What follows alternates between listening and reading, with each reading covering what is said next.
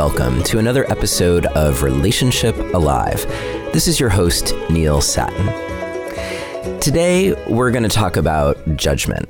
We're going to talk about how we judge ourselves, how we judge other people, and how judging gets in the way of truly connecting to ourselves and to others, to living authentically. And honestly, I think judgment gets in the way of being happy, grateful people who live abundant lives. This isn't to say that I don't think you should be discerning in your life, but the way that we carry around negative, toxic judgments of ourselves and of others can really be an obstacle to living a joyous, connected life. So that is what we are going to talk about in today's episode. First, I just want to offer a couple things. For one thing, Happy New Year for those of you who are joining me right after the new year of 2020. It's exciting. It's exciting to be here in 2020 with all that clarity of vision of things coming in the future and things that are past. And I'm feeling particularly renewed and excited and ready to take on something or things new. So I have a little bit of a request, because one thing that I'm wondering is, for you, what are the topics that you would most like to hear me talk about? And I want you to think about this question a little bit differently, because I want to know, what are the things that you might want to hear about, or that are really interesting to you or intriguing to you, but where you hold judgment of yourself around that thing. Maybe there's not space in your relationship, if you're in a relationship, to talk about those things. And if you're single, maybe you haven't found an outlet for conversation around a particular topic that you consider to be a little off limits or taboo, or where you just feel like for some reason you shouldn't care about this thing, or you shouldn't be interested in this thing. So I'm wondering if you would be so gracious as to submit your questions. You can always email me. My email address is Neilius, Neilius @neilsatin.com. Or you can actually record yourself asking the question, if you want to be kind of gutsy, and you can send it to that email address, or better yet, use questions@relationshipalive.com. In fact, use that for the first thing too, if you don't mind. So yeah, I want to know what's been off limits, and I want to take that on in 2020. I want to tackle those topics for you and for me. And I'm really curious to see what you send my way. Also, many of you have heard my episode titled Something Deeply Personal that came out back in December of 2019, where I talked about the big change in my life that had been taking place actually through much of 2019, and that ended with parting ways with my partner, Chloe, back in the fall of 2019. And I just want to say that I've really been touched by your words of support and encouragement.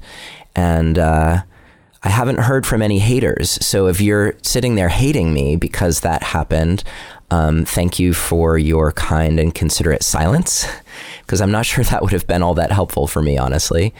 And I've just really appreciated the messages of support that have been coming.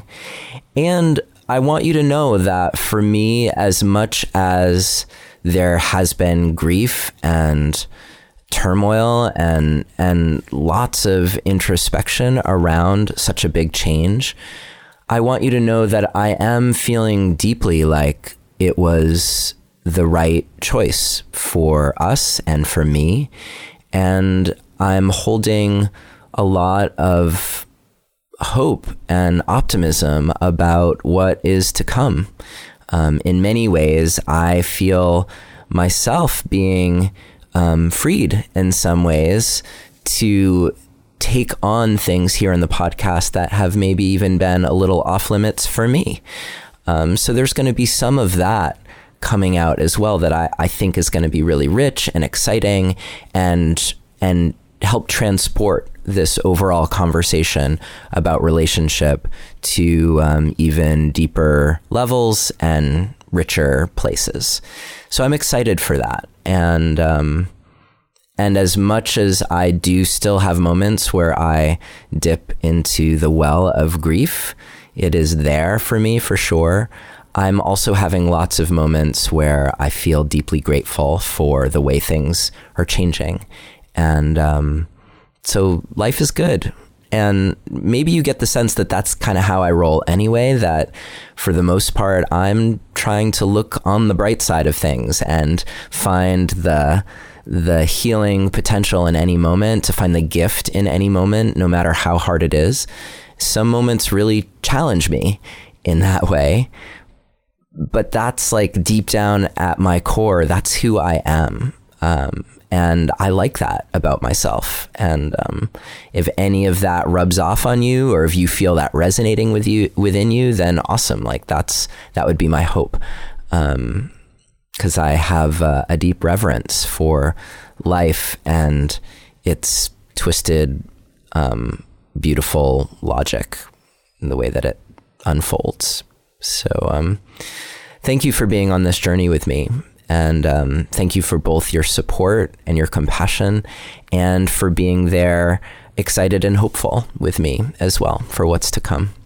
And there'll be more to say about all of that as we go on. I do want to remind you that I have a free guide to my top 3 relationship communication secrets.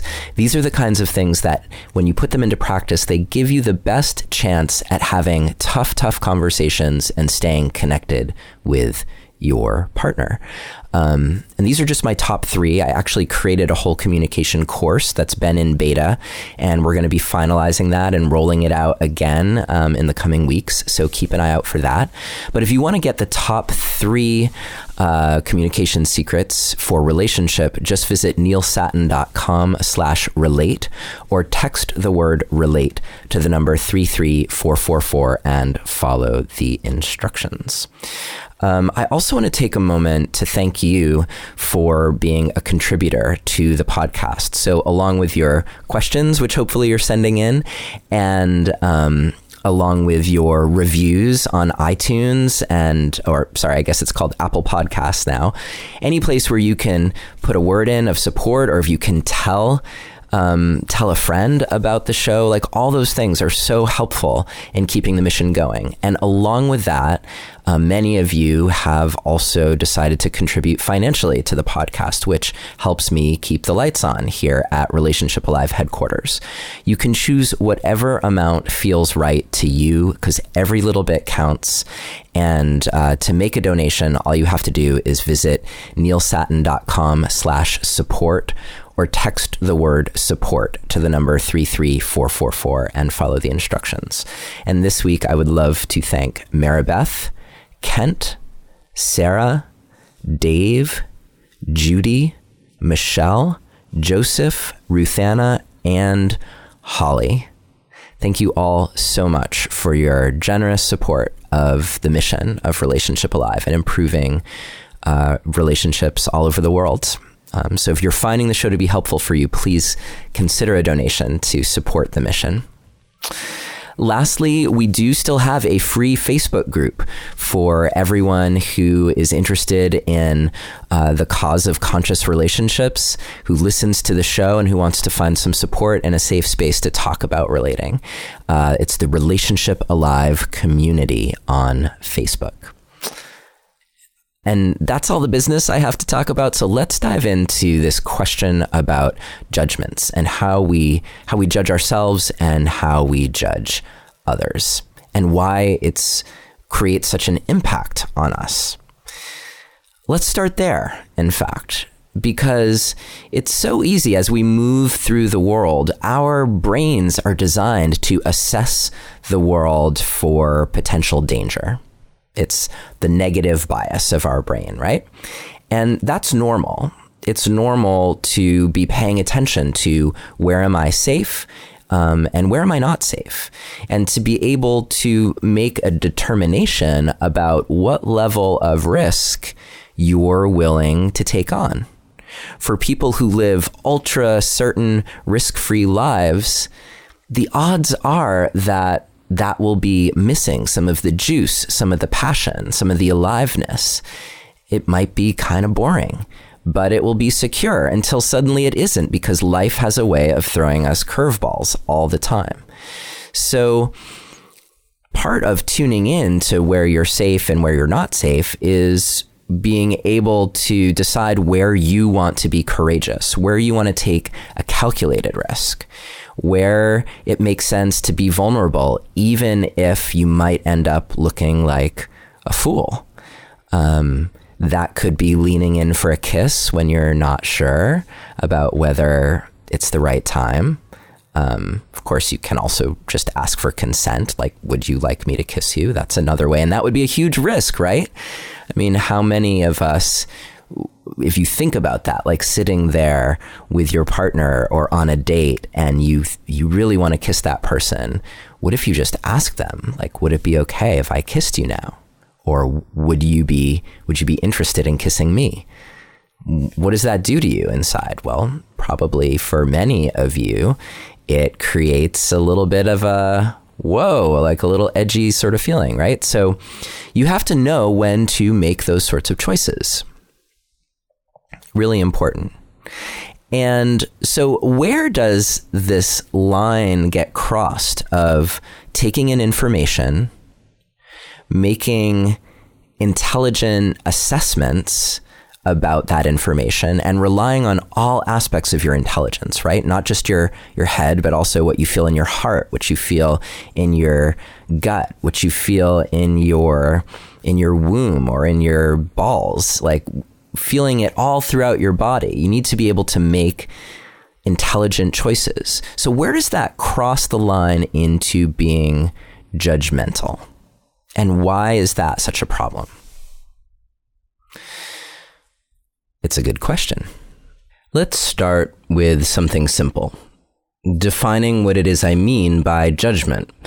What I'm talking about in this context is the act of applying a label to someone, could be someone else or could be yourself, that's negative and limiting. So if someone lies to you, then they're a lying asshole. Or if you're late to an important meeting, it might be saying something to yourself like, I'm such an idiot. I'm always late, no matter how hard I try. It could be negative and limiting to another person, to you, or to the relationship that exists between the two of you. Like, I'm never going to feel understood by this person. You'll notice that a judgment often includes distortions, like using the words always and never, and it places a person or a situation or you in a box that's challenging to escape from. We usually judge someone as the result of being hurt or out of the fear of being hurt as a way of protecting ourselves. And while the judgment might in fact protect you in the short term, in the long term, it may work against you, which is why we're here talking about the topic. And you probably know what it's like to be on the receiving end of someone else's judgment, to feel them label you or decide what you are, and to feel like you're powerless to change whatever it is, their opinion of you, which maybe wouldn't matter, except that so often other people's judgments of us also limit what's possible in our relationship with them. And when you're on the receiving end, then you can probably relate to this other quality about judgment, that it's usually not based entirely on facts. It's based on what someone thinks is true about you, but that might just not be true, or might only partially be true. And that's the case when you're judging someone else. It's that you often think that your judgment of them is something true, but you don't know if it's actually true. And that's because the judgment lives inside your head. And it's usually based on incomplete information. It's a combination of what you've observed and its impact on you. And usually these judgments are based on something or someone having a negative impact on you. So what's the difference between a judgment and simply being discerning? Because it might sound like I'm saying that you would want to ignore it when people have a negative impact on you. So of course not. I'm not saying that. Am I saying that your judgments are never going to be true? Of course not. However, the judgment keeps you in a place that's fixed, which will make it way more difficult for you to actually change the situation. So being discerning, on the other hand, allows you to notice what's happening and to take effective action while still staying open to new possibilities. So if it closes you down and keeps you stuck, it's a judgment. If it protects you, but still allows for flexibility and change, then it's being discerning. So if someone is having a negative impact on you, then by all means create boundaries that keep you safe from whatever it is that they're doing. That's being discerning. If someone you can create inner boundaries. For instance, if you notice that you're late all the time, then you may need to make a commitment to being early. And then you would want to create a strategy that takes into account the actual reasons that you're frequently late and making adjustments for those things. So that's being discerning as it pertains to yourself as well as to other people. But let's go back for a second to what I was saying a moment ago, though, that judgments are often things that you think are true, but that are often based on stories that you're telling yourself in your own mind about yourself or a situation or another person. And it's your story that is limiting you, that's keeping you in the darkness of your own limiting beliefs.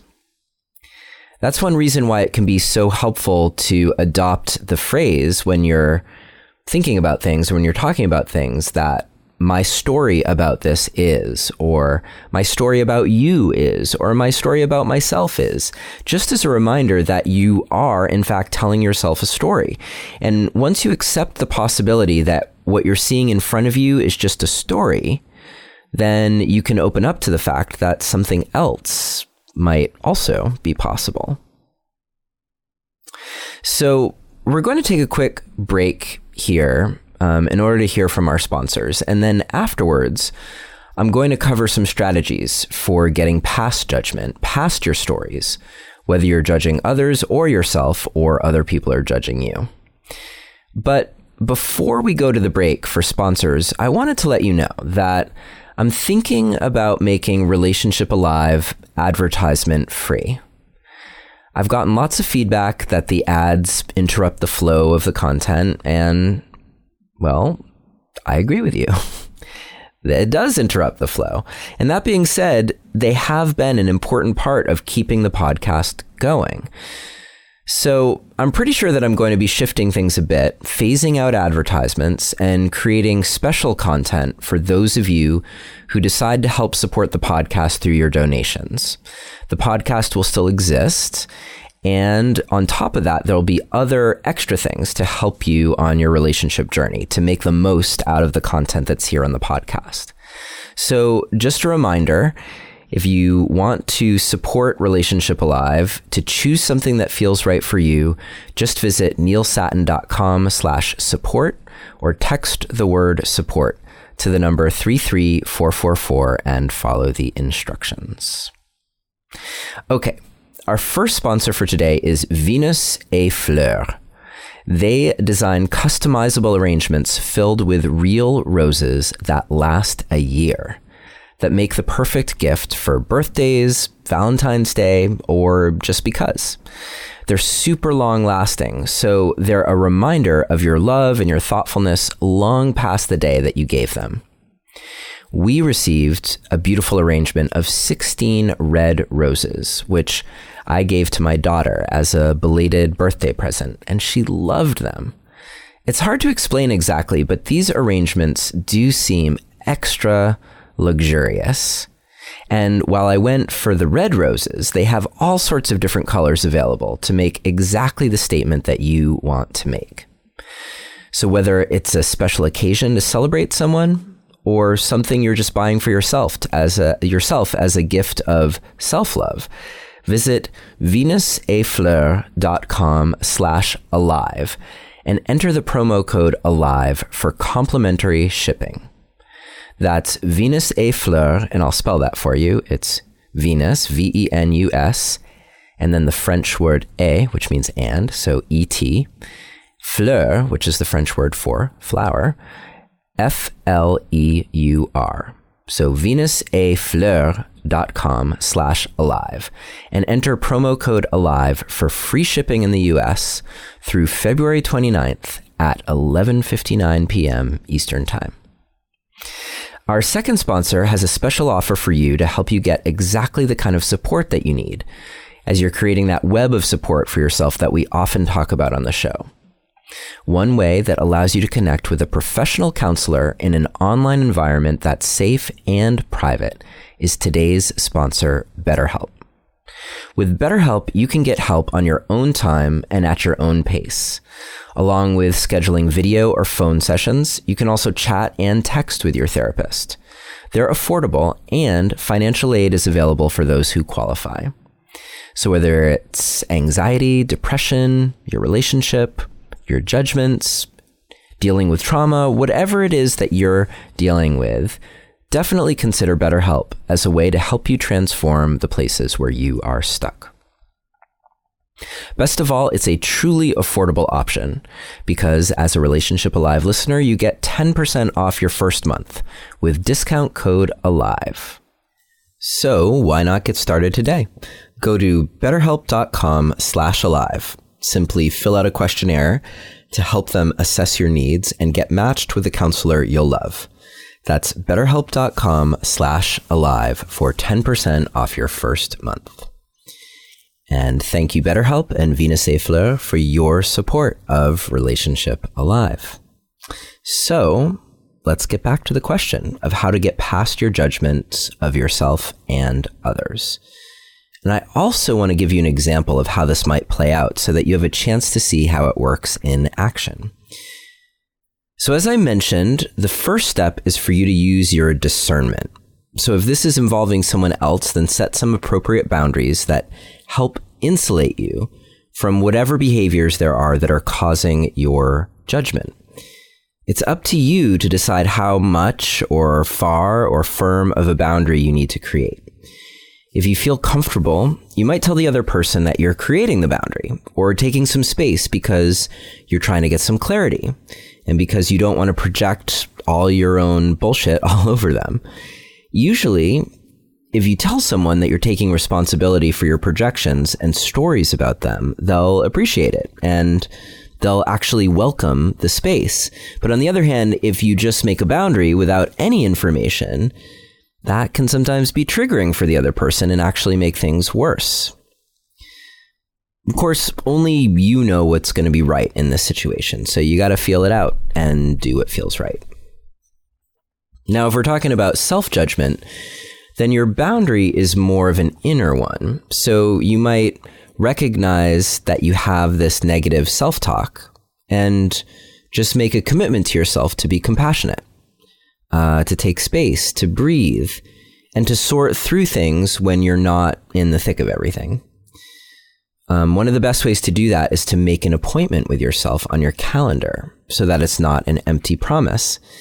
So that's the boundary you're creating by dedicating time to getting clarity on your inner story about yourself, just like creating time to get clear on your story about someone else. That's how you honor your boundaries with yourself when you're judging yourself. Okay, now what? There are essentially two things that you're going to want to do. You want to get clear on what you do know and what you don't know. And then you're going to want to make a plan for the next steps. in moving forward. So that's pretty much it. See, it's pretty simple, but I'm going to walk you through it a little bit more. So how do you get clear on what you do and what you don't know?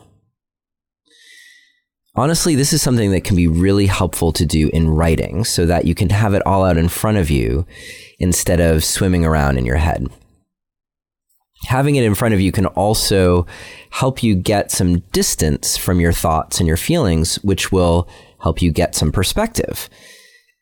It may take quite a bit of perspective for you to shift away from a dearly held belief about yourself or about someone else. So be prepared to consider some things that go against what you think is true.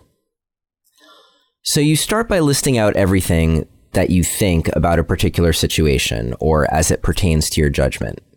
So let's say that you think someone is untrustworthy because they've lied to you about something. And just for the sake of this example, let's say that you found out that they were lying because ultimately they told you the truth. So here's some things that you might list out. You might list out that this person is a liar, they're manipulative, and they're untrustworthy.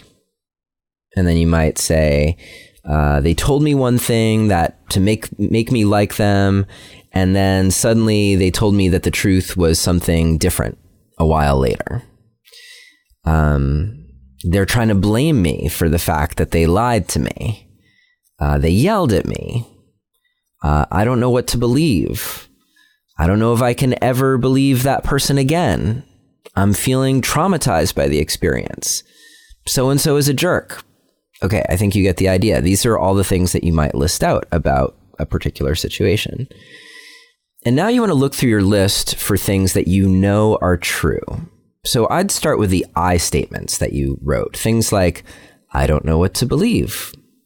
Seems pretty true. Or, I'm feeling traumatized by the experience. Also seems really true. They seem close to being indisputable. And you might also list, or you might also identify the things that actually happened. Like, for instance, they yelled at me, or they said one thing to me and then told me that the truth was something totally different a while later. Now, that's not exactly what we wrote down, so I'm going to clarify that one in a minute. You also want to look for your statements of pain and being hurt.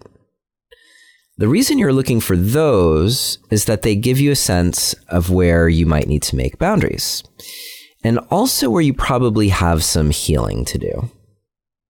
And so often that healing is about your own inner work. It doesn't have anything to do with the other person. You're also looking for them as a reminder that the reason that we typically make judgments is in response to either being hurt or the fear of being hurt, like I said at the beginning. So if you're responding to someone out of your pain, then you're not creating the best chances of actually being able to creatively shift things for the better. So you want to be able to deal with your pain, deal with your hurt, and that will help you stay in a creative, solution-focused frame of mind. Next, you want to look for the statements you made that just might not be true. In particular, look for your value judgments in the things that might otherwise be true. So generally, these are going to be things that are about the other person. So for example, when I said that so-and-so lied, what I actually said was that they lied to make me like them and then told me the truth was something different at a point down the road. So I attributed the motivation to them, that they were trying to make me like them. And that was pure speculation, unless that's what they told me. And even sometimes if someone told me that, it might not actually be the case, because if they felt really stressed or afraid or angry, they might just tell me what they think I want to hear in order to have me back off. So those things aren't always exactly true statements. Also, saying someone is a liar or manipulative or untrustworthy, those things are probably not 100% true. and that they're trying to blame you. That might also not be true. It's worth it usually to take every statement that you make about the other person and just lump it into this category, because in the next step of the process, you're going to get really clear on what's what. So that should more or less cover everything that's on your list. And the next kinds of questions are the really important questions. First, when it comes to the ways that you're hurting, you're going to want to ask yourself questions like, what do I need to heal from because this happened?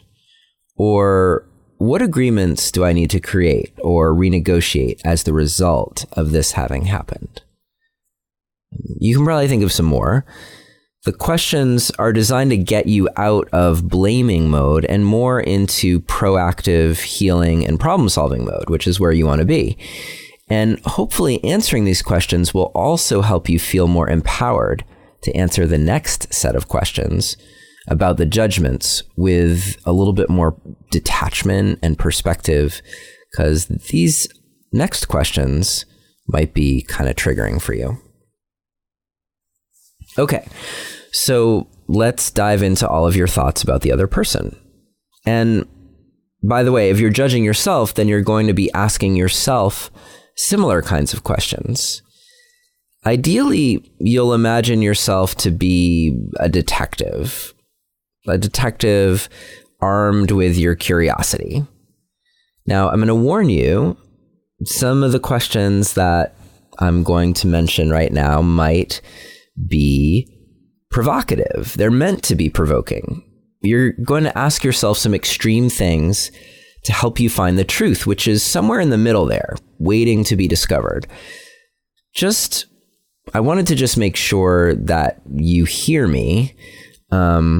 These questions aren't meant to absolve the other person of responsibility for poor choices they're making or their hurtful actions. And I'm not trying to victim shame you. These questions are just meant to help you get to a more empowered place where you can know with 100% certainty and without deluding yourself that you're taking responsibility for your side of the street and that you are seeing things clearly.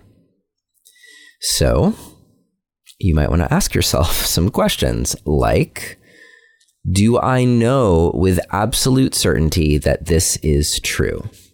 And if not, what else could explain these circumstances? This might be a good time to mention that it's helpful often to enlist the aid of a friend in going through this. A friend who can either ask you the questions and identify the places where your blind spots are, or a friend where you can ask them the questions, because they might be able to get creative if they have a little bit less of a personal investment in the answers. So that's a little strategy to help you with these questions. Let's ask some more. Here's another one. If I assume that this person was acting with the best intentions, what could those intentions have been? So instead of attributing negative intent to them, you attribute positive intent to them. And what could possibly be the positive reason or reasoning that they're doing whatever it is they're doing? Again, instead of judging them. You might also ask yourself, how am I taking this personally? And what if this isn't about me at all? Then what would that mean? Now, here's one that might aggravate you. How have I played a part in what has transpired? Is there anything where I can take responsibility? And maybe, what if this whole thing were my fault? What would that mean about me? And how does that change my perspective on this person? Now, again, I'm not saying that this is all your fault, but it's helpful to try that perspective on, because it might help you see things in a different light. And because often when I ask someone if they're taking responsibility for their part in something, the answer that they give is somewhat superficial. They'll say, yeah, of course I'm taking responsibility. Like, I'm never going to put myself in a situation again where that lying bastard can take advantage of me, or lying whoever, right? Like, so that's their way of taking responsibility by making a powerful statement about not putting themselves in a vulnerable situation in the future. And that's not really taking responsibility for how things went down, for how you contributed to the situation. So I'll give you an example of that in a minute. One last question that you might try, and you may come up with others too, of course, is, what am I assuming is true? And how can I validate or disprove my assumptions? So hopefully you get the idea, and maybe you are getting inspired, and there are even more questions coming to you that help you get at different perspectives, different ways of looking at the situation. And once your perspective starts to open up, then you can ask yourself questions like, what can I do to change the way that I contribute to this dynamic? Or can I check in with this person about my story? Is there anything that I can apologize for? And this is also a good time to ask yourself about renewing your commitments or making agreements to yourself around the situation. So if it involves another person, it might also be worth asking them if they'd be willing to have a conversation with you, where now that you have some perspective, you can talk to them about the judgments that you've been carrying, and you can take some responsibility and apologize for your part. And overall, you can make some generative requests around their actions now that they have more awareness of their impact on you. For example, let's talk about the lying a little bit more. If you listened to episode 24 of the podcast, which was way back, with Ellen Bader and Peter Pearson, which was all about lying in relationship and honesty, you learned that a culture of honesty in a relationship needs to be co-created. So if you punish a partner for telling you the truth by shaming them, making them feel bad, or threatening them to leave, then you are partly responsible for creating a toxic, dishonest atmosphere in your relationship. I'm not saying you can't get upset if your partner tells you something that's upsetting, but using your being upset or your anger as an excuse to abuse your partner, to be demeaning, to threaten your partner, that's not a recipe for either future honesty or for a successful relationship. So of course it's not great that you were being lied to, but how did you welcome your partner's truth with open arms? Did you? Without any judgment at all? Now maybe you're getting a sense of what I'm talking about here. This is the way that you would look at a situation that's uncomfortable and where you're judging someone, and where you would get really clear on ways that you might in fact be contributing to it happening. And that brings you all the way to your next steps, because your next steps are about those commitments or those conversations, the ways that once you've processed through all this, the ways that you get it out into the open, so that you can have some dialogue and find out what's true and change the things about yourself that you need to change and make the requests that you need to make. And that gets you on your way to a new place.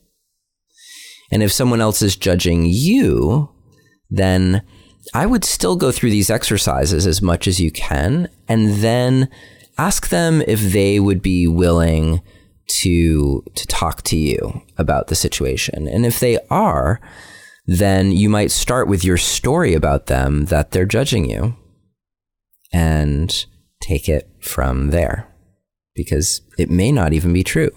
Or it may be that it is true, and opening up a conversation about it gives you a chance to gently show them where they're making assumptions and where the truth is actually something quite different. So, if you have things that you're struggling to get past, or if you have victories in dealing with your judgments of yourself and others, let me know about it. We can even talk about it here on the podcast. So just a reminder that you can send your questions to questions@relationshipalive.com.